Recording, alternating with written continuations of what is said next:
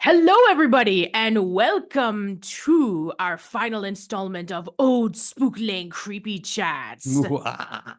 I am Patricia, and I'm here with Aaron Mehta from The Aaron Mehta Show. Hey, how's it going? Yeah, so we have you a very, very special treat indeed, because it is Halloween, and it is the 30th anniversary of the 1994 Nickelodeon animated series Aaahh! Real Monsters, and we have ourselves a very special guest. You may know him for various works such as The Simpsons, Rugrats, Daria, and, well, Real Monsters that we're actually talking about. Today, yeah. So we have the co-creator of Real Monsters himself. We have Peter Gaffney. So welcome, Peter. Thank you. It's great to be here. Thank you for having me. That's awesome. So, first of all, we just like to know how you're getting on right now here in 2024. So, how's things going so far with yourself? Things are going well.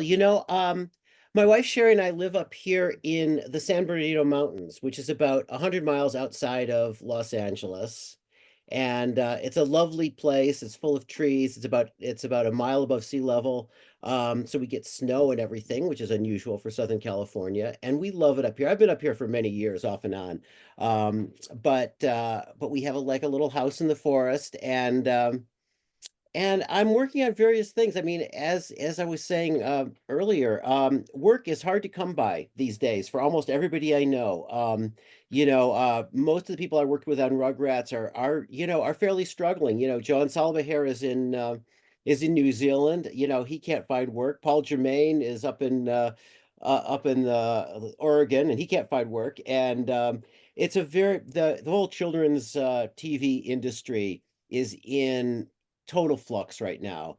And the whole streaming model just didn't work really, especially for children's TV, and they haven't figured out what to do yet. I've been working on a show for Nickelodeon. It's a co-production with France, with Rachel Lippman, from Rugrats. And and I was asking her, I said, so what's going on at Nickelodeon? She says like, well, everybody I know there's nothing going on there. There's, it's like all the shows that they were going have kind of ground to a halt. So it's kind of like if I weren't the age I am, it would be a very scary time to be in this business. But but my experience has been, like when things change, it's interesting to see what will happen. And so I'm really interested to see what will happen next. I'm really interested to see what's going to happen with AI. All these developments. What is the future of television? I don't think any of us know right now, and it's kind of exciting. Yeah, it's kind of funny is that someone who's like studying right now artificial intelligence, right now with my professional life, and is that one thing I'm definitely noticing is that people think that this is just going to be some kind of like magic tool that basically is just going to fix everybody's lives in like in an instant, and like it just isn't that. Like even with AI, it's very useful if you want to work out something in regards to data ranges and things like that. But in regards to like creativity, like all it really is doing is just taking other people's work or taking existing material and effectively like just changing changing it into something that, effectively is something that we've probably already seen before and is not very creative, really. Like, I mean, what is basically being done right now by creators, to tell people at the higher up to say, look, this isn't the magic tool that you think it is going to be. And if you think it's going to be, I mean, what is right now being done to like trying to change the minds of people who think that this is going to be, the next 30 years of animation? Well, it's interesting because I think I found this to be true with like so many things, that there's a whole bunch of people that are really scared of AI, and they think, or they're in denial and they don't think AI is going to transform things, and it is going to transform things. And then, like, as you say, there's these other people, these executives that think, oh, well, we won't need the writers anymore.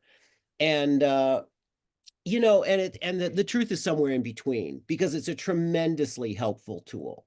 It's like, I don't, we'll need the writers, but I'm not sure we'll need the writers' assistants, because you've got like a really good tool, for keeping notes. It's great. It's also, I found it's great for stuff like, uh, gosh, I need 10 ways that a soccer ball could be mistaken for something else in the middle of a park. And it'll give me 20 ways or 100 ways. And out of those, yeah, sure, they've been done before, but there's a limited number of ways to hide a soccer ball. And it's great to like be able to generate that instantly. So I'm using it all the time. And I think it's got potential that it hasn't been harnessed yet. In terms of, pure creativity, no, it doesn't have that. And it does make you nervous in terms of the plagiaristic angle of it. Like, where is this stuff coming from? I certainly wouldn't have it write anything for me.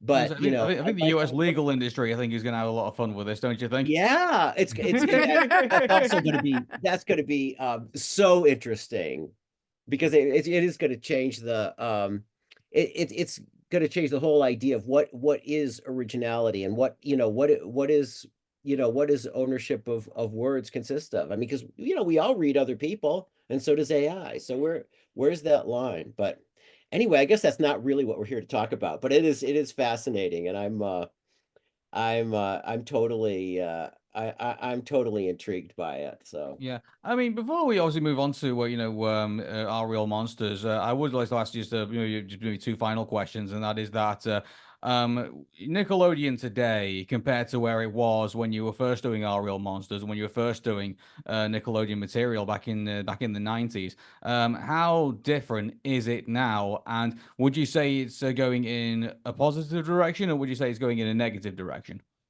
I don't think they know what direction it's going in right now. The thing was that we worked in a very, very special moment when we were doing Rugrats, especially, but then doing Our Real Monsters. Even then, Nickelodeon was brand new. Rugrats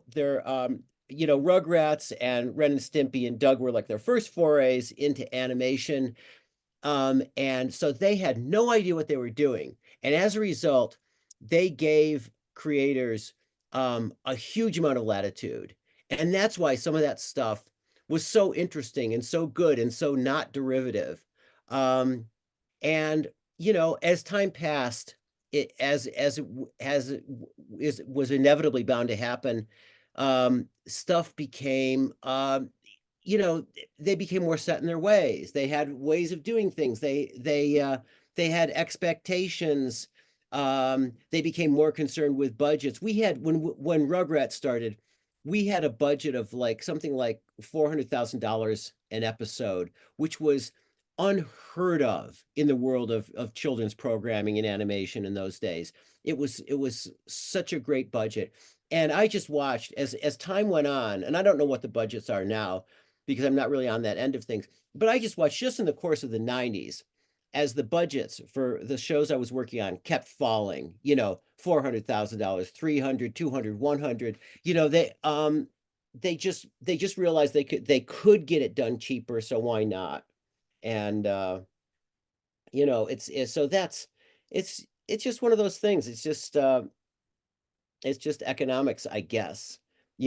but Yeah. maybe economics carried to an unhealthy degree because you're ending up with a final product that may not be as profitable as it could have been if you just put a little more into it. Yeah, I'm a massive Hey Arnold fan, and I've spoken to Great Ballard on on an annual basis, and even to this day, even though it's like 20 something years ago, like I still can't believe Hey Arnold the movie was done on an $8 million budget when you've like got all these like other productions that basically had like multi-million, very eye-watering figures to work on, and yet Nickelodeon thought that was a great idea, basically how to do to take their TV series, basically make them into movies. I'll never understand that. I really won't. Yeah, well, it's also it's just it shows a real fear. It's like, you sort of think, I mean, it's like it's almost like with Hey Arnold, it's like somebody thought, well, this movie's not going to do very well, so we won't put that much into it. And it's kind of like, well, as a result, it kind of like dropped like a stone. It's, it makes no sense, but every everybody in that world is like covering their back. And if you can save, if you can save $100,000 today, that will be noticed. If your movie makes an extra, $20 million down the road, you might not get credit for that. So maybe get credit for saving the $100,000 now and realize you're not going to get credit for the $20 million later on. I don't know. It is, I mean, it's sad, but we're all here, you know, we're working for a living. And it's like you just sort of we might not have these complaints if we were working for US Steel, but it's the same, it's capitalism, no matter how you look at it. Yeah, steel or animation, you gotta have your metal, don't you? So, Pretty much. yeah. Yeah, so going into the discussion about Nickelodeon and with all the shows that you were involved in. So, I like to know, going a little bit further back. So, what influenced your writing? What influenced your creativity when you were young? Um, that's an excellent question. And it's one that I don't necessarily know I have an answer to. Um, because I never intended to be working in children's programming. That was never a goal in my life. I the only reason I'm in children's programming at all is because the day after I moved to Los Angeles, I got a call from Paul Germain saying that he had gotten my name from a guy at MTV because I'd worked at MTV and National Lampoon before that, and he'd got my name and wondered if I wanted to write a script for this show Rugrats, was this show about babies. And I thought to myself, no self-respecting kid is ever going to watch a show about babies. But I said, but I could use the $3,200 for a script, so I said sure. And that my entire career has come from that one phone call. So so in terms of my influences, I just don't know. In terms of, certainly like in terms of animation, I don't, I'm sure I have influences because I watched cartoons nonstop when I was a kid, but I never thought about like, well, how am I gonna do something similar to that? Yeah, You it's know, most of amazing. It's amazing. Like I always hear is like, nobody's gonna want to see a dysfunctional family that's yellow. Nobody wants gonna want to see, a bunch of kids in Colorado, like, we're swearing and stuff like that. Yeah. And nobody's gonna want to see a sponge who lives in a pineapple under the sea. And then all of a sudden they turn into phenomenons, and it's like, it's crazy, isn't it? It is. I mean, and I think that's what, of course, for every one of those things that hits, there's another 10 of them and it turned out that nobody did want to see a pine cone on wheels, actually, when I did Real Monsters, the genesis of it, and I'm getting ahead of myself here, but Gabor Shupo came to me with two drawings that were just done on 8.5 sheets of copier paper. And one of them was the whole All Real Monsters, contingent, the four main characters, and they're like immediately really cool. The other one was this character named Speedo Snail. And he wanted me to develop both of them. And I think I did develop both of them. But, it was clear from the moment looking at those two pieces of paper that Speedo Snail was not going to be the one, but of course, that's in retrospect. I say that now. You know, who knows? Speedo Snail could have been bigger than The Simpsons if we'd only had the had the gumption to make it, or if Nickelodeon had. I don't know if we pitched it to them or not, but Hmm.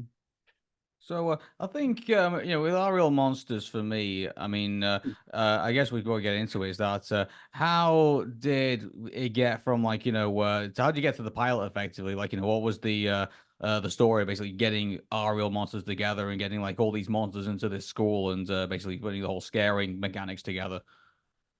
well, you know, it's interesting, and I don't know how much I remember about this, but it was it was a rather straightforward process.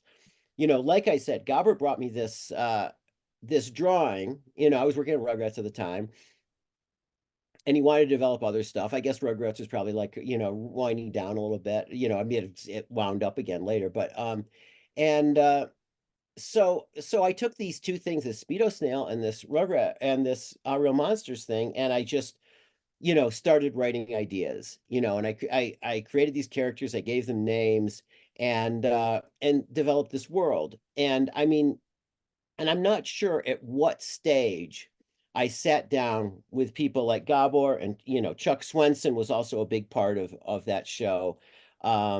There really wasn't anybody else in terms of the coming up with the real concept of the show. And I don't remember, but I wrote up something which convinced Nickelodeon to pay me like $20,000 to write a Bible and a pilot for the show. And so I did. And I think, I don't know if they made that pilot or not. But eventually somehow the show got greenlit by Nickelodeon. And really, I mean, after that, I really didn't have all that much to do with it. Yeah. So, the three main characters in our story for our real monsters, obviously, is Ikis, Crumb, and Oblina. So, what was the creative process of coming up with our three main characters and how they were basically going to act with one another and the world around them? Well, boy, it's hard to remember now. And I mean, the the great thing about those characters was, I mean, the characters that you saw on screen were essentially identical to the characters that Gabor drew. And I'm thinking, maybe one of them changed, but um, I don't think so.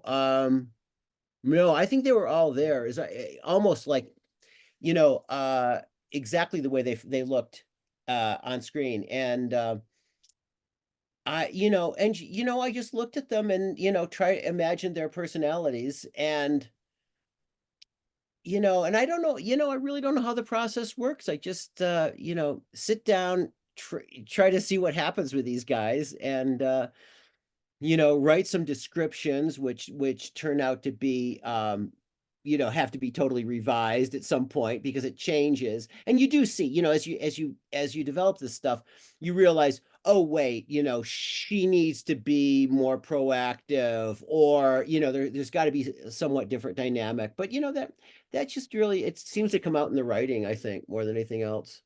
Yeah. Now, I would like to know, considering that this particular actor would be in many Klasky Chupo shows and movies throughout the course of the decade, but this was actually the first time in which he was involved in, an Nickelodeon program. So I'd like to know, how did you guys get that connection with Tim Curry? Um, it's interesting because I wasn't involved in the casting at all. That all happened. I think, we got greenlit for the show, and I was no longer at Classy Shupo when it happened. Um, I worked with Tim Curry on a show for Sony. It was a cartoon version of Jumanji. Oh, yeah, sure. And and he was just a fantastic guy to work with because he was so funny and so creative. There's two kinds of actors in animation. There's the people that you can tell them what to do, and they do like an amazing job. And whatever direction you give them, they totally make it happen. And then there's the people that will give you something that you're not even looking for. And I think Tim Curry was one of those guys. They just like he was just he was just fun. I mean, he just adds and something to anything he was in. So Yeah. Mhm. Obviously, one of the three, Christine Kavanagh, she obviously a phenomenal voice actress. Dexter and Dexter's Lab. Chucky from the Rugrats, and obviously Oblina. And sadly, still, her death, still, is still affecting a lot of people even to this day because people still say, "What if, if she was still around with us here, in the same, cartoon universe, and still doing voice acting?" I mean, like. Well, did you ever get to meet her, and what was she like oh as a person? yeah, she was the loveliest person. I mean, anybody would tell you that.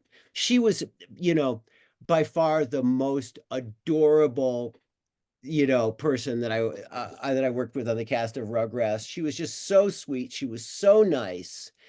And I think, and yeah, she was a fantastic talent, but she was also just this wonderful human being. And so I think that's why the loss of her was so, so tragic. She was so young, and she just drifted into a bad place, and I think through no fault of her own. Hmm. Yeah. Now, I'm actually curious about another character that was like a fan favorite of the series, and that's Simon the Monster Hunter. So I like to know about the the influences of that character.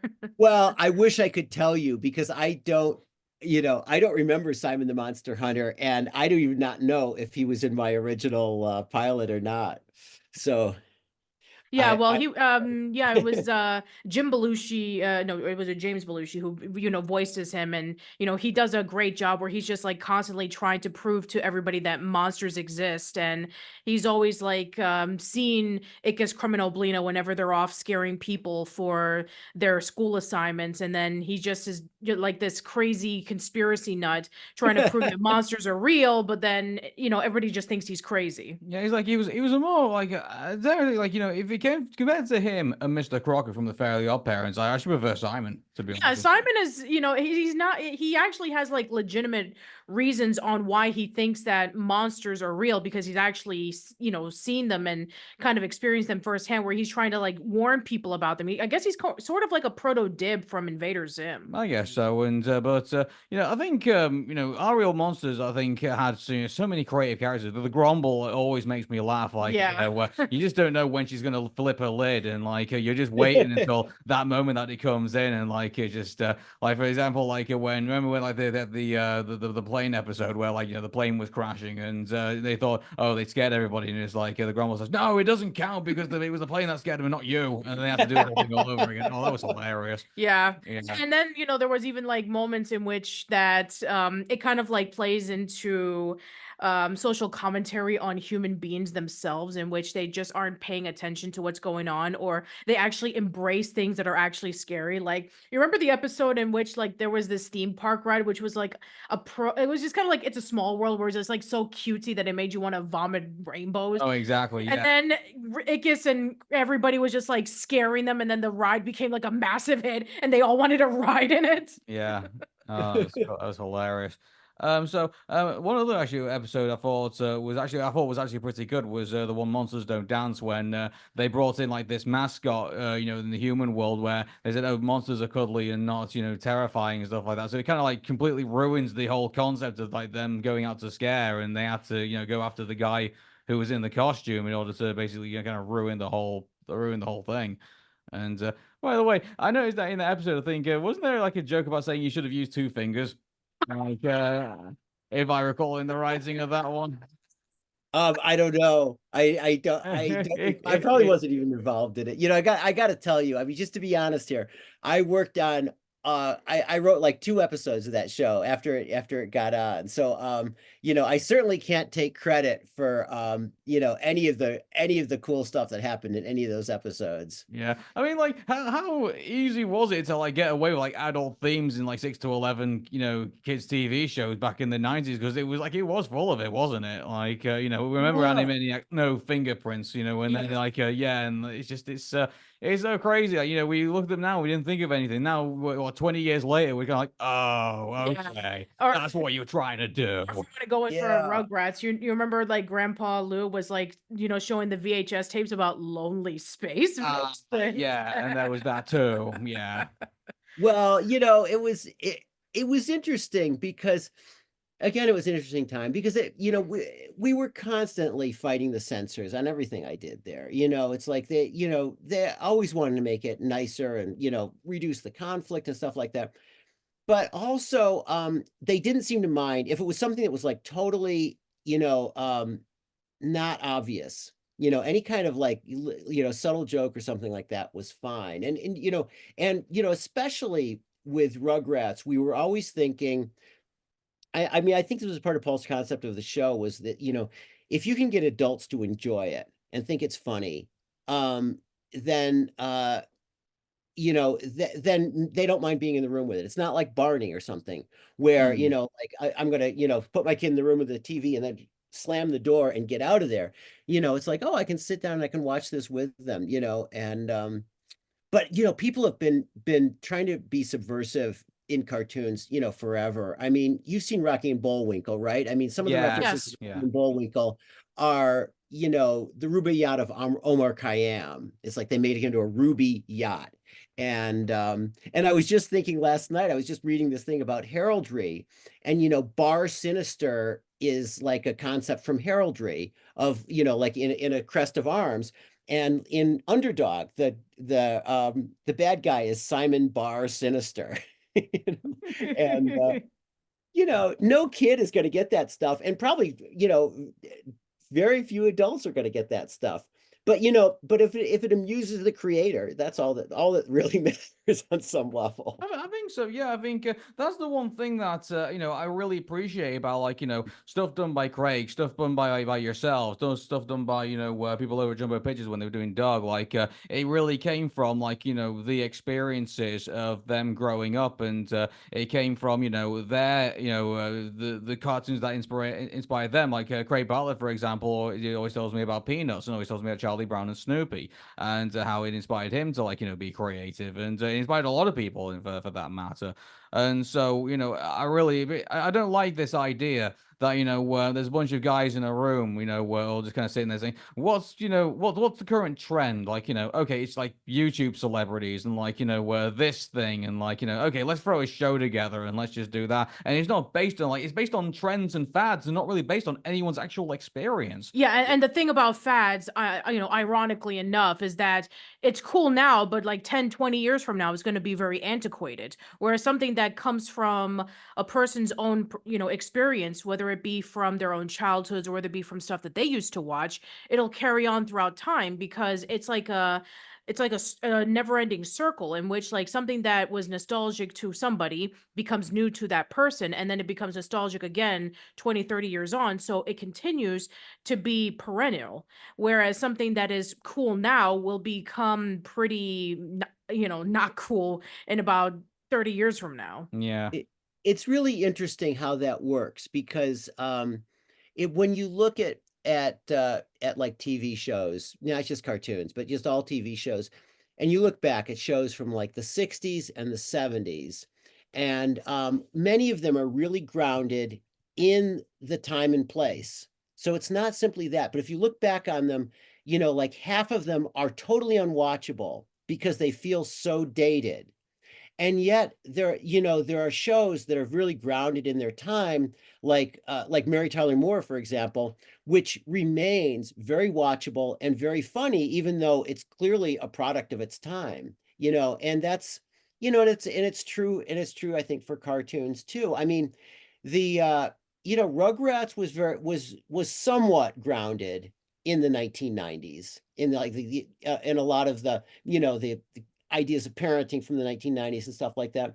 But it seems to, it seems to still hold up in a way that, some show that again was some about like YouTube celebrities or something that probably wouldn't hold up, and I think it's a mystery because obviously if you try to create something just to like, catch a trend, you're doomed probably. But but on the other hand, if you're just trying to do something good, I mean, it can be very grounded in your time. It can be very, like again with a cartoon, it can be totally in its own world, so that like, how the Grinch Stole Christmas is like, you don't have to worry about whether or not they have cell phones. But but regardless, it's you can be totally trapped by picking up on the wrong, you know, contemporary thing, and you can make something magical by picking up on something else from your time and place. Yeah, we're just going to the Rugrats for a second. I mean, like the one episode I think that everybody who's a fan of the show, who I usually get to talk with, is usually the Mother's Day episode, where Chaz has to turn around to talk about what happened to Chucky's mom. Effectively, and you get to that point where he finds the photo and he hands it over and then the whole the music, the atmosphere, everything just stops. And like it's those types of emotional moments that you can sit down and like really relate to, rather than just something silly that's going on the screen. Like I think I think make I don't know if you agree with me, Peter, make shows to stand the test of times, because if you can relate to a show on an emotional level, it's there for you forever, isn't it? It's true. Yeah, that's definitely true. But it's not something you can manufacture. I mean one of the reasons that worked with Chucky was, and I didn't work on that episode, but it was after my time. But we laid a lot of groundwork with Chucky. Where's his mom? It's like there was one episode that I worked on, and I can't even remember what episode it was, but in the back of the closet, the kids find this big stuffed swordfish, and it was like, and Chaz says, "Well, your mom never really liked that, but I guess now that she's gone, we can put it back up." And that was like the only reference, and it was still, and that went on for years before Yeah. you finally get to you kind of feel like you've earned that emotion because you put in the groundwork for it. And it's so easy to just like try to do something sentimental and think it's going to have resonance. And it's so hard for sentimental stuff to have resonance, especially in a kids show, because it's silly and you're having fun, and you're going along. And if something heavy drops, boy, it's got to be in the right time, in the right place. Otherwise, it will fall flat as a stone. Yeah. I actually talked about this with Paul many years ago, where it was the long tumultuous decision on what to do about Chucky's mom, because they did mention it in various episodes, where whether it be Chucky versus the potty or the barbecue or various other episodes in which like, oh, there's mentions of a mom for Chucky, but we never see her.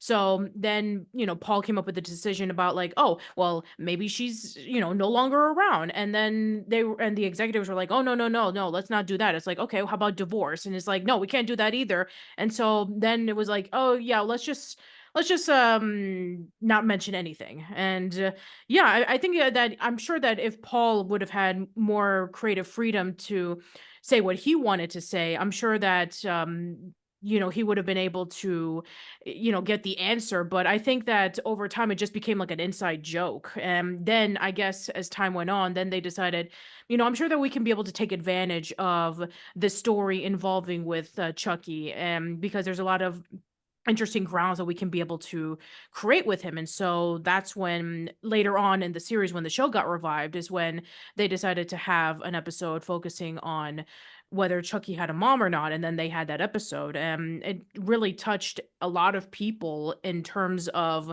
oh wow, this is really emotional. And I never knew Chucky like that before. And maybe there's more to the character than just being a scaredy cat. So yeah, and also I'm sure that there were a lot of people who are watching the show that maybe went through something similar. So I think that's Yeah. why, stuff like that definitely resonates with people. Yeah, I mean that whole thing about Chucky's mom I mean it's really interesting because I bet if it had been up to Paul, he would have just had Chaz be divorced and that would have been the end of it. And maybe she would have come into the show later on or something like that.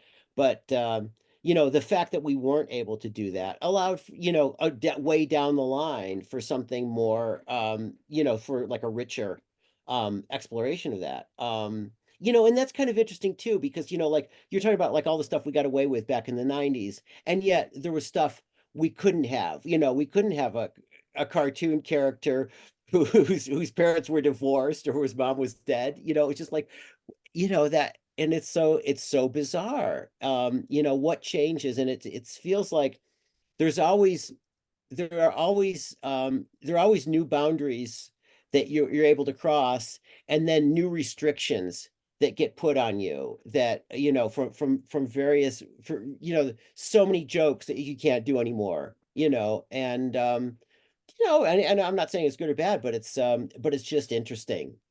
And you're always like you've always got limitations. Not a bad thing necessarily. It's kind of funny because, like, you got Nickelodeon is going like, well, we don't really want to do too much with the mom or anything like that, and then you got Disney over the other end of the street saying, oh, our moms are dropping dead all the time, like, Well, yeah, I mean that's like have a live mom in one of those classic Disney shows, and then you're Exactly, breaking yeah. ground.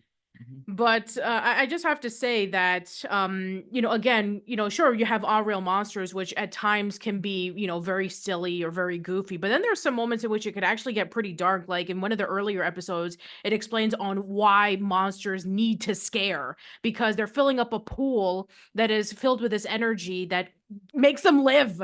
And if it's diminished all the way down, then they all die. It seems like something out of Neil Gaiman or something, Yeah, very, something like that. Something like that, yeah.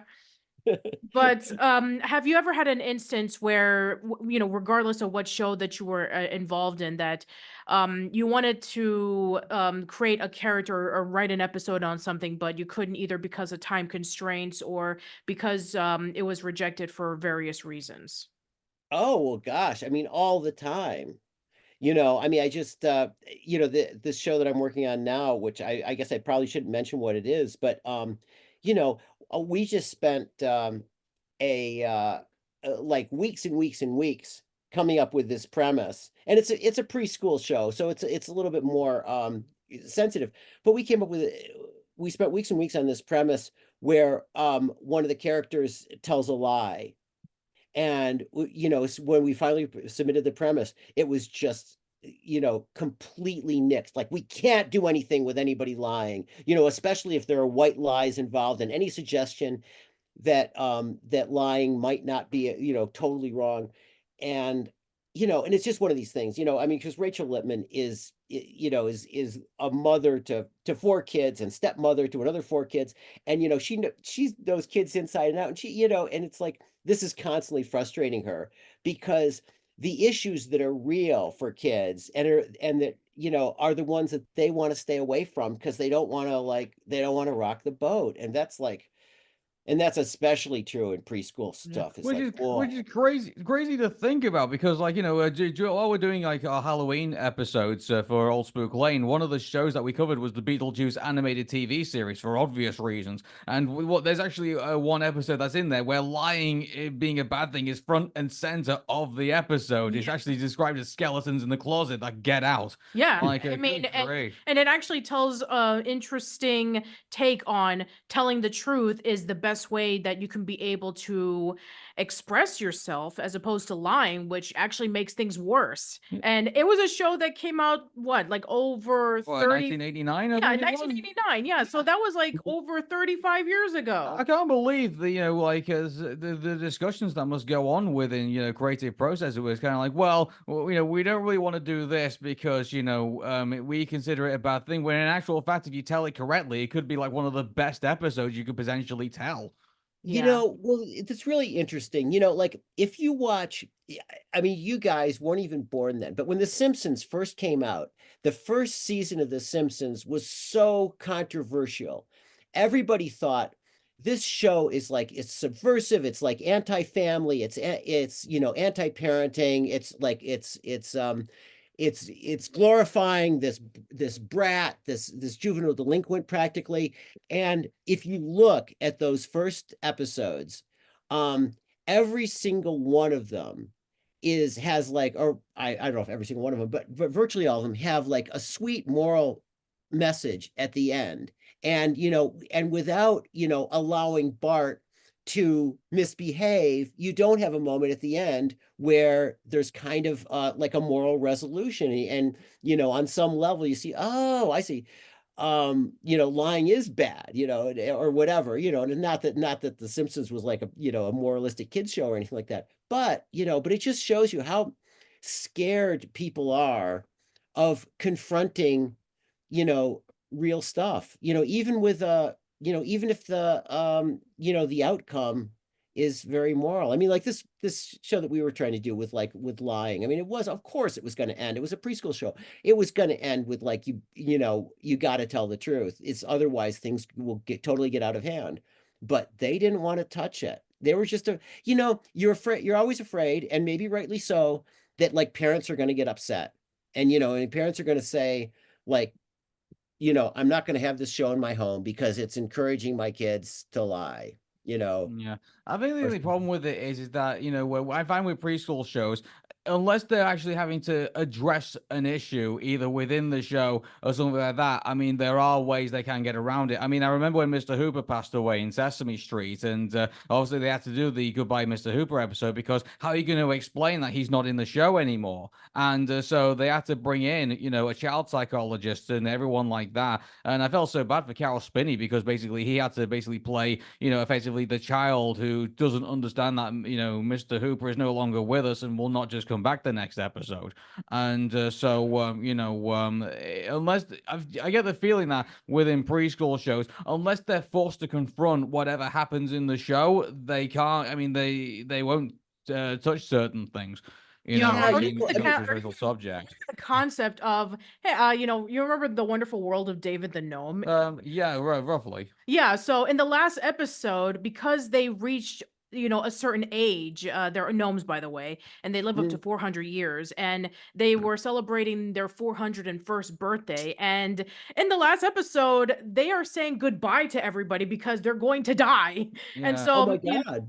yeah, I mean, well, they didn't die. They just turned into apple They turn into trees. apple trees, and basically, so Oh. Yeah, but but essentially, you know, they're gone. I mean, that's how the show ends, in which, like, you know, they turn into apple trees, signifying that they're dead, and then their pet fox, you know, has to move on, and he meets up with the lady fox, and you know, he's sad that, you know, his owners that he's been with for so long are no longer around, but you know, he has to move on and live his own life. And again, that was a show that was shown for preschoolers. yeah. Because- Well, you know, it's also part of the, you know, like when you set up the show at the beginning of the show, does it have like an educational purpose or something like that? And then it's like, if you could sort of from the starting gate say, okay, we're going to deal with these tough issues, then maybe you can deal with them. But I don't know. I'm surprised they could do that, frankly, yeah. you know. Yeah, I guess I mean, it is pretty surprising, considering that, you know, I know that there is a fine line for like what you can be able to show for kids, like what is appropriate, what is inappropriate, what kind of lessons should they learn. You know, there's been a lot more complexities for various programs depending on who's working on it, whether it be like certain representation or even like certain lessons they couldn't get away with like many years ago. But there is, it's like a really interesting case of like taking one step forth and then five steps back, in which, like, mhm. okay, we can talk about an episode where somebody is going through autism, or an episode where a kid is, you know, really upset about something and he doesn't know how to express himself, and he's, you know, told he, you know, a very important lesson about, like, you know, talk to others, you'll feel better, to, oh, we don't want to show that stuff because we don't want to upset the kids and we don't want to have parents you know, protest to us. It's like, yeah, that's pretty counterintuitive. Uh-huh. It's very strange, and I mean, what's really strange to me is what people get away with. You know, I was just, working on Thomas and Friends, which, it's a very sweet show. And it's actually we were doing some stuff with an autistic character that was, because autistic kids love trains and they've always loved Thomas. But looking back, I mean, Thomas, has been around for like 1,000 years practically. Oh yeah, well, And Ringo Starr was the narrator for the British version, and George Carlin was the narrator for the American version. Yeah. yeah, and there's a couple other people I think that did it, because I mean it's gone through so many iterations. But that show, I mean, I've never seen the old episodes of it, but some of that stuff was really really dark and really really grim. I mean, it's surprising because the show that I worked on is like very bright and charming and cheerful, but Well, I mean, like the Sir Topham Hatt was not called Sir Topham Hatt back in the day. He was known as the Fat Controller because yeah. that's what he was. Like, I mean, I know it's horrible to say that now, and obviously they have to change it for all sorts of reasons. But but Sir Topham Hatt was very, very, ruthless with like his engines. At one point, he barricaded James into a tunnel, didn't let him out because he refused to move. Right, and Like, wasn't he in there for like 20 years or something like that? I something mean, like it's that, yeah, exactly. It's like, that sounds more like something that would happen to an anime character, let alone a preschool, children's, yeah. side And character. I mean, it's so weird, but I mean, there's a lot of like twisted people working in preschool and kids shows. I think it's always been the case, but gosh, yeah. And you wonder, like, I think something becomes a franchise like that maybe, and they can just do whatever they want, or again, what's permissible changes, and somebody thought, well, that was okay, but lucky. I mean, really, can you imagine like walling somebody up in a tunnel? It's like, my God, what could be scarier, more traumatic, more evil? We grew up with it. Yeah, that's all I can say. It's funny, like, you say, hey, Aaron, have you been messed up with like all this stuff that you've seen on TV? It's like, nah, it's just like, that's the way things were back then. It's like, yeah. Well, yeah, I mean, I think the idea that kids are going to be messed up by something that they see on TV, it's very unlikely that it's going to do any serious long-term harm. I can definitely see, worrying about like short-term imitatable behavior. If there's something that you're afraid, like if you have your heroes always like dashing out in front of traffic, that's probably not a good thing, No. Yeah. but Well, I when I mean, think of like all the guns and killing and stuff like that I grew up around, because when I was a kid, I mean, there were cartoons, but there was no such thing really other than Saturday morning cartoons, which were used to be, they tended to be stuff that had once been cartoons before movies, so that was kind of adult fare. And like in all programming, all TV programming, primetime programming was all like adult programming, and you just watched it, and you saw like, I don't know how many thousands of people I saw brutally murdered, before the age of 10 on TV. I'll safely You say this. There's a cartoon show here in the UK called The Animals of Farthingwood, and also there's like a compilation of like all the characters that die in that show. know? So that exists, and it goes on for like 10 minutes. Oh, So geez. yeah, that's a pretty brutal show. But yeah, I mean, like I noticed that when characters get killed in shows, it's usually like it's more the antagonists who usually do it, or the bad guys who normally do it. So like it's never it never seems to be a normal thing that the hero of the show will be forced to like take someone's life or anything like that. I am always like, I was just up in San Francisco with my old writing partner Japheth Asher, who lives in England, and he was in San Francisco, so I went up to see him, and we went to this store that was like, it was full of all this Day of the Dead stuff with little skeletons, stuff like that, and there was some lucha libre, Mexican wrestling stuff in there, and it suddenly occurred to us both that we had worked on a show about Mexican wrestling, and we had both totally forgotten about it entirely. We had not thought about it for the last 25 years. And it's like, wow. Well, anyway, I definitely would like to know from your experiences with working on the following shows that you did work on, which I know that were like Rugrats, and you worked on Recess. Like, well, if you remember, like all the way back in 2017, we had that Recess reunion podcast where it was yourself, Paul and Joe, Holly Hawkins. There was.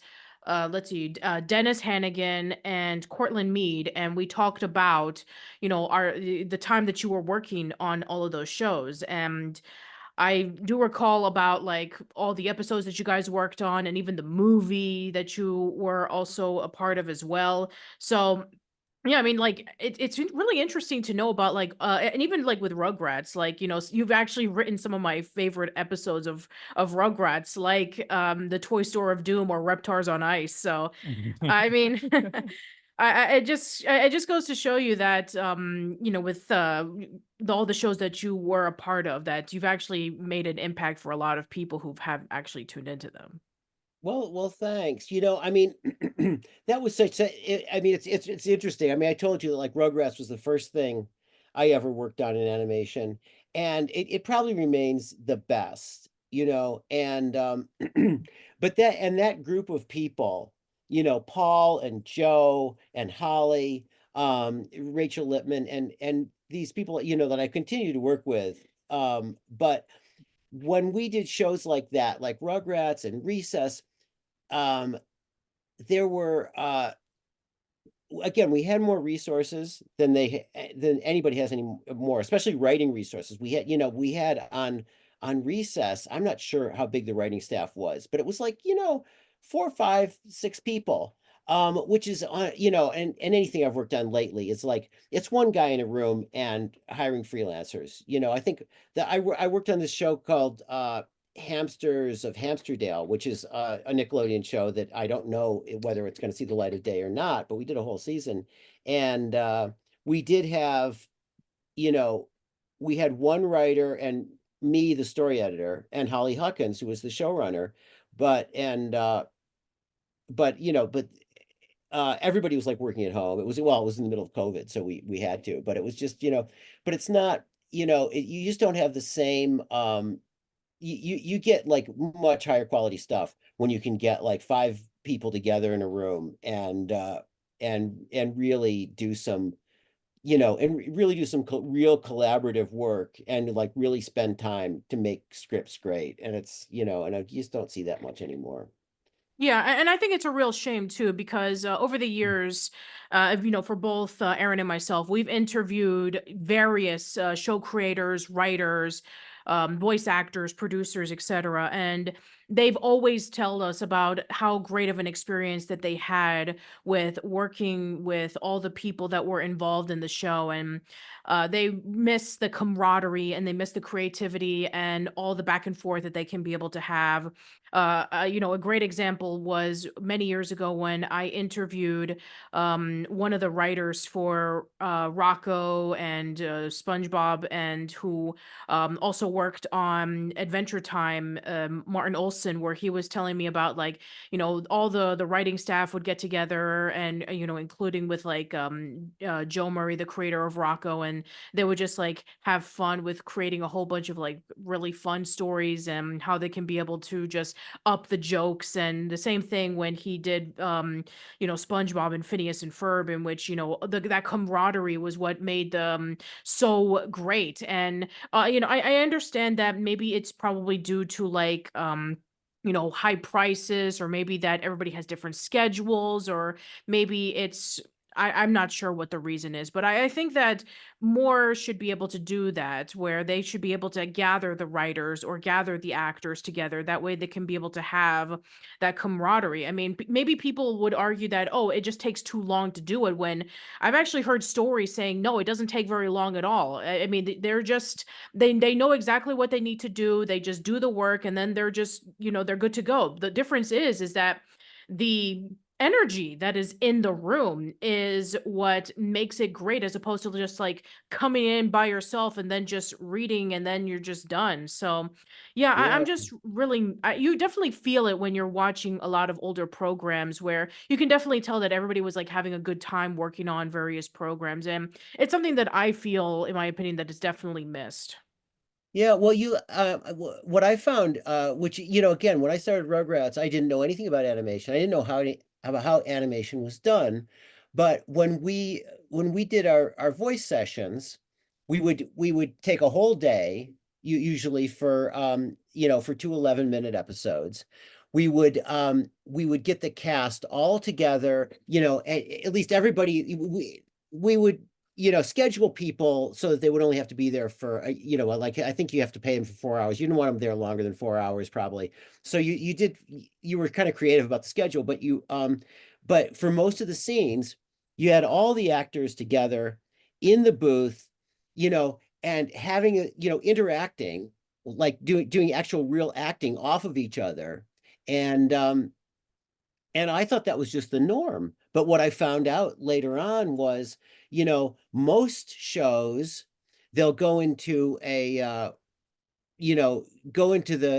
studio, maybe book 2 hours, like on some of the Sony shows they did. You'd have 2 hours, you'd have each actor come in by themselves, just do their lines, and you do a whole half-hour show in 2 hours, and basically, if the if you would go through like a whole act of the show, and the writer or whatever would be sitting in the back of the room, and they at the end of that, after the voice director had gone through the act, he would like turn and say, "Do you have any notes?" And it's like, and you might be able to get them to redo like 5 or 6 lines if you were lucky, and that's why the shows don't have the same kind of, the acting just isn't as good. The voices may be good and they may be clever, but it doesn't feel organic in any kind of way. It doesn't feel like real people, and I'm sure, like, like when they do The Simpsons, they get as many people together into the room. It's really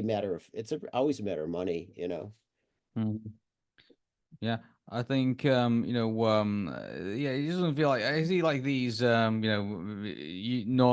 behind the scenes now on YouTube and in the modern day, and like you say, oh well, I get there was a pandemic on and stuff like that, but when you see people like saying, oh, I do all my stuff through Zoom and like I do it like at home and things like that, like I get where people need to travel around and stuff like that, but it just then you see like voice acting sessions back in the day. Like I remember seeing like all the behind the scenes stuff of Recess, and like seeing like all the kids like just kind of like having fun with like just doing like all the lines and like doing the show and everything like that. And it's just two different worlds, from compared to where we Mhm. were back in the '90s to where we are today. Yeah, And and even yeah. with the Nick exclusive of the Our Real Monsters, where you got to see Charlie, Christine, and David, going, butting their heads at each other as Ickis Crumb and Oblina, and it looks like they're having so much fun doing it. And again, it's something that we don't really see too much anymore. Yeah, I mean, you I can don't do think Mystery Science so. 3000 like that. No, You you know. can't. No, not, you can't do that or riff tracks. Or no, you can't No, do. I mean, like, You, yeah, it's just everyone needs to be in the room yeah, to you kind of have like be able to to. bounce off one another.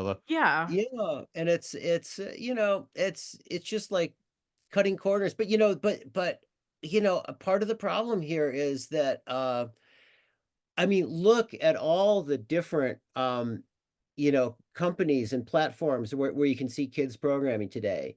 There's just no way that you're probably not going to get an audience as big as the audience we had for Rugrats for anything today, because there's just so many more there's so many more platforms and options out there, and so I don't know. I mean, you can see that people like, well, I'm not sure how much money we're going to put into this show, because how many, what percentage of the audiences of the possible audience is actually going to see it realistically. um I mean, it's interesting. There's just, in a way, there's just like there's too much stuff, not enough good stuff. Yeah, I mean, it's just people are afraid to gamble. Like, it's like, oh, hey, let's build this really amazing thing. And like, they always say, oh, well, we're a bit pessimistic because we don't know how much money it's going to make. It's like, well, that's anything in life. Like, just Yeah. like, I could build a house and like, I could save this much money. Like, it doesn't mean I'm going to get it for that amount of money potentially. Like, it could go for less, it could go for more. Like, it really depends what what the house finds itself in, what neighborhood it finds itself in, and whether it's going to be a good thing at the time. Same with a show, like build the house and then put it on the market and see how much it goes for, and then just if it ends up going well, then great, and if it doesn't, then somewhere down the line, someone might appreciate for what it is. Yeah, I mean, Steve Jobs did a really, really great quote where he said that the consumer doesn't know what they want unless you put it right in front of their face. Yeah, Like, same with me. I don't know what I want until it's finally in front of me. I didn't know I wanted the Owl House, I wanted Gravity Falls, I wanted Amphibia, from Disney, until finally it was there, and I was like, oh wow, this is amazing. yeah, and recently I've seen on social media that on Disney Plus, going into the MCU, the Marvel Cinematic Universe, there's a TV show called Agatha All Along, which is focusing on Agatha, who's one of the Marvel characters, and nobody was asking a TV show about Agatha. And then first episode drops 9.3 million in that one episode. And now it's huge. It's like nobody was asking for this particular show, and now they want more of it. It's like, yeah, I mean, the audience doesn't know what they want until you present it to them. And then Mhm. when they like it, they'll want more of it. I mean, what a novel concept. Yeah, but I mean, you try to predict it, and you try to say, "Oh, well, that was successful, so I'm going to do the same thing." I'm Mm. going to try to Oh, copy, yeah. and that's not, and that works to a certain extent, but ultimately not. And I mean, I think there's a real dearth of real, real creative, interesting stuff, and of course, and the higher the budget you go, the more that's true. You go to movies, and there's nothing new being done because nobody wants to spend you know, $95 million on something that isn't already a proven commodity. Where was it recently you said, like, stop making like $100 million movies, like make like a $10 million movie and make loads of them? That would be Guillermo del Toro. Yeah, I don't know what your thoughts are on that. Guillermo del Toro's thoughts on that, really. Like, Yeah, hey, I stop mean, I making think like that massive, like giant behemoths if you're worried about not getting the return back. Make some little projects and see if you can make some money off doing that. yeah. Again, it's like I don't know because it's like you have no idea what goes on in the minds of executives. I never have, and it's I it's don't think anybody does. No, no no, way. it's but it's largely fear-based, but yeah, it would make sense even like from a fear-based point of view, it would be like, doesn't it make more sense to make $10 million movies? And and it's doable. I mean, it's not maybe not doable to do a Marvel movie for $10 million, but you could do some movie for $10 million. And frankly, with as computer effects and AI and everything is coming along, it'll be more possible to do movies that look really good for $10 million. I Hmm. mean, I think the danger of that is like a lot of people are going to be out of work, unless, if they actually make 10 movies for $10 million a piece, that would be good. But if they end up making, three movies for $10 million a piece, then a lot of people are going to be out of work. But it is going to be possible, I think, to do some amazing stuff, on a very low budget. It's kind of like, when Flash animation came along and people suddenly could do stuff that was that they could do in their own home on their own computer and put it up on YouTube, and it would be, it's something watchable. And it's like, depending on what you were trying to do, it didn't have to look that great. It could still be funny. And I think the next generation of that's going to happen. I mean, you're going to have people making feature length movies, on their computer at home. Like one person is going to do it. It'll be like the Blair Witch Project Well, of, funny enough, actually, it's one of our bonus episodes. And by the way, everybody, we're not going to spoil the bonus episode, but we're actually going to be talking about exactly that, actually, from the source engine from Team Fortress 2. So, like, that's going to be an interesting discussion. I think we're going to have, later Yeah. on. And by the way, I misquoted. It was Cord Jefferson who said that quote, not Okay, Guillermo. all right then. Okay, so yeah, yeah, going into that indie project, I mean, yeah, we've seen an abundance of that over the past couple of years, where because it's been so difficult for up and comers to present their animation projects over towards like the big companies because either that they won't get accepted, or maybe they'll sell it for tax purposes and they'll never see the light of day again, Mhm. or they maybe got short change of a season or something like that, and now they're going over to YouTube, or they're going over to their own website, or asking for Mm. money via crowdfunding campaigns so that they can be able to get their stuff out there. I mean, Hasbin Hotel, Hell of a Boss, Laxadaisy, even like But, only certain people can do that, though. That's the thing, and this is the complaint I think that a lot of people, definitely like, who are young in the industry, or like, who've got bills to pay and mouths to feed and things like that. Like, where they can't just go onto the internet and just post on whatever there and then hope to make a like a bucket full of money for it to basically, be able to stay, where they are. I think that's the thing, is that there's people out there who will have that backing, and obviously, they will pay dividends. That's the reason why we're talking about Housebin Hotel and Hell of a Boss and things like that. I mean, that's like a one in, like, thousands upon people who are probably out there right now trying to do this sort of thing and not really coming up with the goods. And Yeah. that's the problem here. And with the industry, with the way that it is now, and thinking, somewhere down the line, if they can just take a bunch of shortcuts and then hope that it's going to put a presentable product out there, it's going to blow up in their face, because they just don't have the creative aspects, and the creative knowledge and the creative talent that's there, that basically makes these things special. And they're going to learn that the hard way. At least I hope so, anyway. Well, well, yeah, but you keep thinking to a certain extent, this has always been the case. They've always been trying to, shortchange the creative aspect, and which is also the risk-taking aspect, and with greater or lesser success. But the engine continues to run somehow, and it's like, and very few lessons are learned for very long, it seems like. Yeah. which is a shame. I know, but Yeah. I'm hoping somewhere down the line. I mean, I'm hoping the audience basically will look at this and say, "We don't want this. This looks horrible, and it doesn't look." In fact, we're having that right now, because every time, like, these AI companies keep bringing up like these, "Oh, hey, we found the technology to do this." People finally look at it and they make it basically turns into a meme, because people make fun of it. Like, it's like, good grief, look how awful this thing is. It's like, Yeah. really? This is going to be our entertainment in the future? Like, just this creepy looking thing that's looking at me that doesn't look all that real? Yeah. Like, it has 5 fingers. What? I mean, no, it has 6 fingers. Why? Like, Yeah. Or I could have 5 fingers if we're gonna go for the four-finger cartoon logic. well, yeah, like, I know, but again, like, it could be early days. Maybe I'm probably pessimistic, about what actually could come forward. But again, like, I just feel that, the stuff that we see in the 80s and in the 90s still, even to this day, holds up compared to, what might be coming over the hill. And, and we've had some fantastic shows, by the way. I'm not doing these shows down by any stretch of Yeah. the imaginations. We have some fantastic, animation out there, where that's currently, out there doing its thing.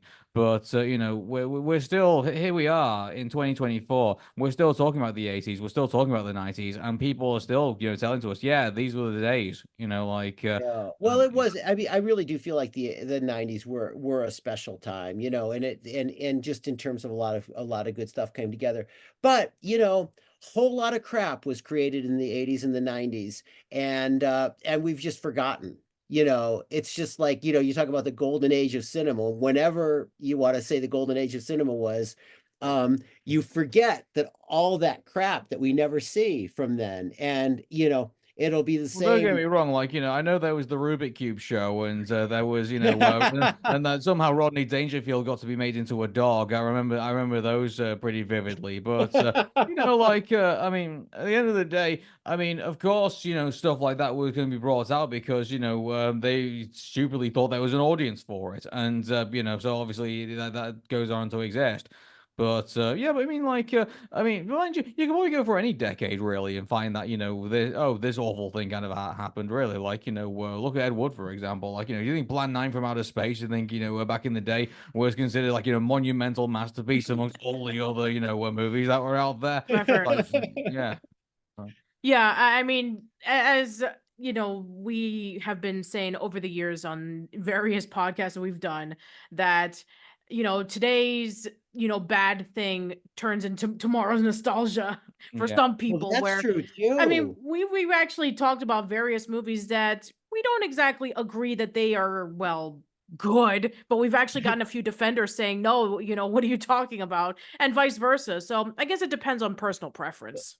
Well, it's so strange when stuff gets old. It's interesting. It's like, when you get to be my age and you start you hear songs from like the 1970s that you thought were total crap, and you still kind of do, but you have an affection for them, and Hmm. that's certainly true of like 60s TV.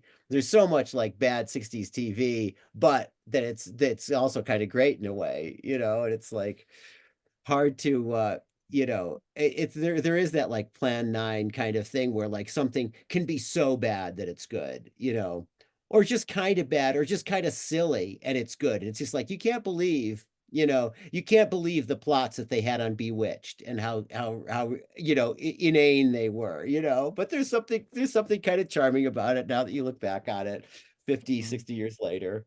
Yeah, definitely. So, Yeah, you have any final questions right before we conclude? yeah, Peter, if we want to keep up with you, where can we find you?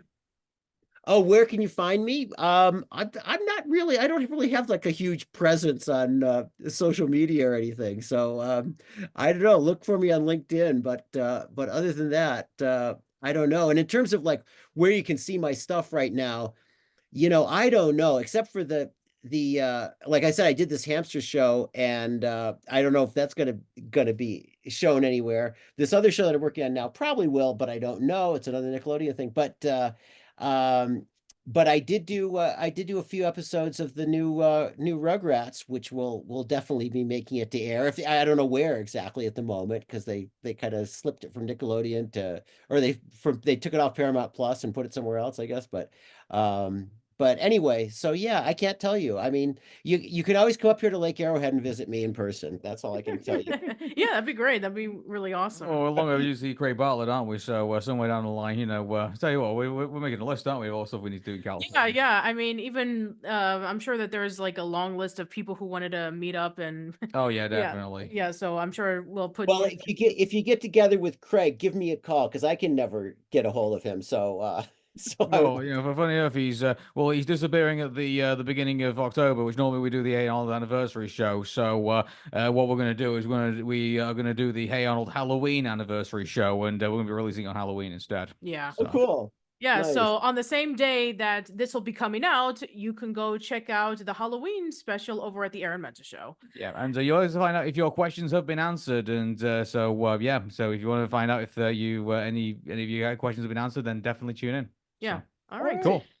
And I always ask this in my more recent podcast, but especially if I have a writer or a producer or a show creator. But I always like to ask for our listeners out there that if they want to get into writing or producing or any of the sort, what advice would you give them, especially in this kind of uncertain time that we're going through right now with artificial intelligence and with a lot of Just people. corporate greed in general, Yeah, really. pretty much. Yeah, it's so I have absolutely no advice to give to a young person right now because I really don't know what's going to happen. I don't know how you would break in, but all I can tell you is if you want to be a writer, write. All right. Well, short, sweet, and to the point. So, yeah, Peter, thank you so much for joining us on Old Well, thank you for Schooling. having me. This was a treat. It was so much fun. All That's right. awesome, Yeah. yeah. So, well, good luck with everything that you're doing, and I hope Thank you. that hamster show that you're gonna be working with Nickelodeon. Hope we're gonna hear about it very soon. Mm. So, I hope so. Hamsters of Hamsterdale. All right. yeah, Well, if you want to check out more of Old School Lane, then you can go over to oldschoollane.net. You can go over to youtube.com/oldschoollane, facebook.com/oldschoollane. I'm on X, which is at Patty_B_Miranda. You can check me on Instagram, which is old_school_lane.